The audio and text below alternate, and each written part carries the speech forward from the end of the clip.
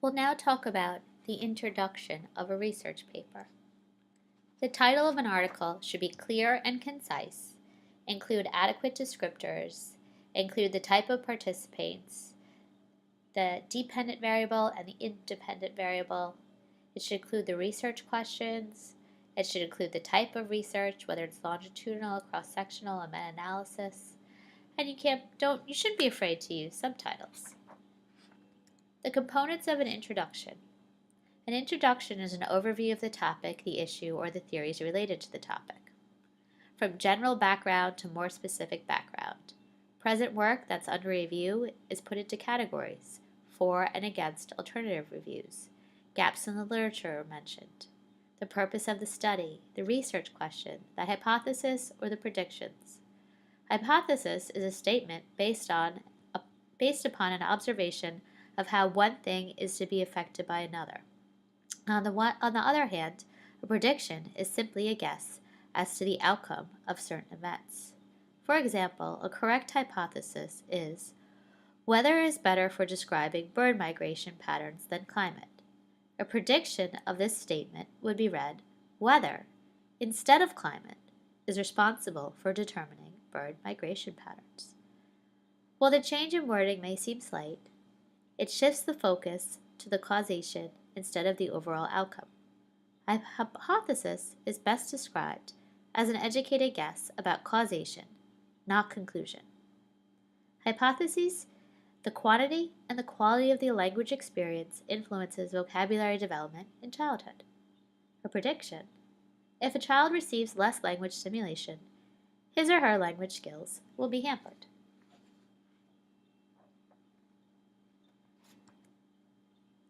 There are two important skills necessary for a good introduction: information seeking, or the ability to scan the literature efficiently using manual or computerized methods to identify a set of useful articles and books; and critical appraisal, the ability to apply principles of analysis to identify unbiased and valid studies. In writing a literature review, your purpose is to convey to your reader what knowledge and ideas have been established on a topic, and what their strengths and weaknesses are.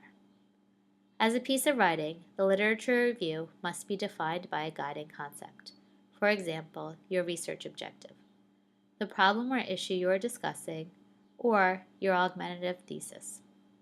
It is not just a descriptive list of materials available or a set of summaries. What is the scope of my literature review? What type of publications am I using? For example, journals, books, government documents, popular media. What discipline am I working in? Nursing psychology, sociology, medicine. How good was my information seeking? Has my search been wide enough to ensure I found all the relevant materials? Has it been narrow enough to exclude irrelevant material? Is the number of sources I've used appropriate for the length of my paper? Have I critically analyzed the literature I use? Do I follow through a set of concepts and questions, comparing items to each other and the ways they deal with them? Instead of just listing and summarizing items, do I assess them, discussing strengths and weaknesses? A good literature review places each work in the context of its contribution to the understanding of the subject under review.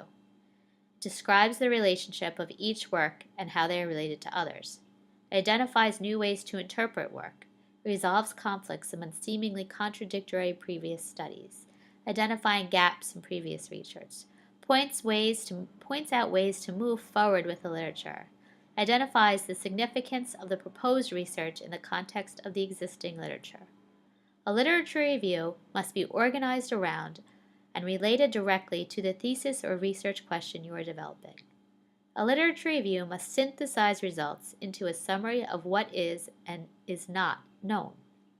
A literature review identifies areas of controversy in the literature. A literature review must formulate questions that need further research.